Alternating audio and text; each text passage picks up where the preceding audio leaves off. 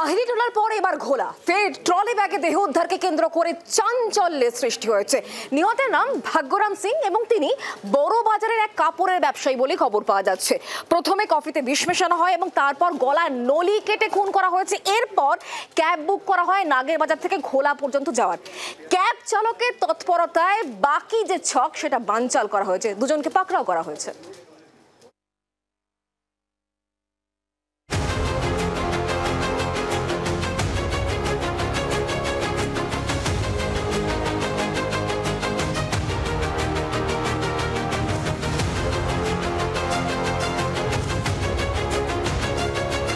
লেগেজটা নামালো, তো নামানোর সময় আমাকে ডাউট হচ্ছে পুলিশের গাড়ি যাচ্ছিল। আমি রাস্তার মাঝখানে গিয়ে পুলিশের গাড়িটা সিগন্যাল দিয়ে দাঁড় করালাম, তখন এই ছেলেটা পালাচ্ছিল। আমি দৌড় মেরে গিয়ে ওকে জাপটে ধরলাম, ধরার সাথে সাথে পুলিশ এসে ওকে ধরলো। আহিরি টোলার ঘটনার পুনরাবৃত্তি এবার ঘোলায়। 2 সপ্তাহের ব্যবধানে ফের ট্রলি ব্যাগে উদ্ধার হলো মৃতদেহ। ঘোলার ঘটনায় চাঞ্চল্য ছড়িয়েছে। পুলিশ সূত্রে খবর, দেহ প্রথমে ট্রলি ব্যাগে করে নাগের বাজারে আনা হয়, সেখান থেকে ক্যাবে ঘোলায় নিয়ে যাওয়া হয়। কল্যাণী এক্সপ্রেসওয়ের ধারে বিলে দেহ ফেলার ছক ছিল, কিন্তু ক্যাব চালকের তৎপরতায় সেই ছক বানচাল হয়। সচেতন নাগরিকের অত্যন্ত সচেতনতা এবং বুদ্ধিমত্তায় হাতে নাতে পাকড়াও দুষ্কৃতী। এই মুহূর্তে যেখানে দাঁড়িয়ে রয়েছি, কল্যাণী এক্সপ্রেসওয়ের পাশে একেবারে নির্জন সেই খেপলির বিল।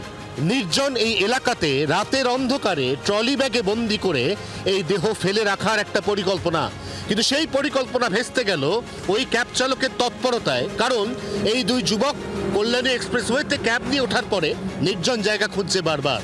সেই জায়গা থেকে একটি নির্জন জায়গা তাদের পছন্দ হলো এবং তারপর গাড়ি থেকে নামলো ট্রলি ব্যাগ। সঙ্গে থাকা ট্রলি ব্যাগ সেটা কেন হঠাৎ করে রাস্তায় নামানো হচ্ছে, কেনই বা সেটা ফেলে দেওয়ার চেষ্টা হচ্ছে এই নির্জন জনমানব বর্জিত খেপলির বিল এলাকায়, এই প্রশ্ন ট্যাক্সি চালকের মনে উঠলো। গাড়িটা নাগের বাজার থেকে বুকিং করা হয়েছিল। কোথায় গন্তব্য কোথায় ছিল এই ডিটেলসে দেখতে হবে, কল্যাণী এক্সপ্রেসের উপরে। আচ্ছা, আপনি চালাচ্ছিলেন? হ্যাঁ। কেন, কখন বুক করেছিল? 9:18। কজন ছিল? 2টা ছিল। 2টো ছেলে? হ্যাঁ। আচ্ছা, কি ছিল তাদের সাথে? ওই লেগেজ ছিল আর একটা বস্তায় কটা কুর্তি ছিল। পুলিশ সূত্রে খবর, নিহতের নাম ভাগ্যরাম সিং। নিহত বড় বাজারের কাপড় ব্যবসায়ী। কফিতে বিষ মিশিয়ে অচৈতন্য করে গলার নলি কেটে খুন করা হয়। করণ সিং এবং কৃষ্ণরাম সিং এর কাছ থেকে এই হত্যাকাণ্ডের প্যাটার্ন এবং মোটিভ সম্পর্কে মোটের ওপর নিশ্চিত হয়েছেন ঘোলা থানার তদন্তকারী আধিকারিকরা। রাতভর জেরায় 2 ধৃত স্বীকার করেছে বড়বাজার এলাকার বস্ত্র ব্যবসায়ী ভাগ্যরাম সিং, যার বয়স 52 বছর। দীর্ঘদিন ধরে করণ সিং তার কাছে প্রচুর টাকা পেত।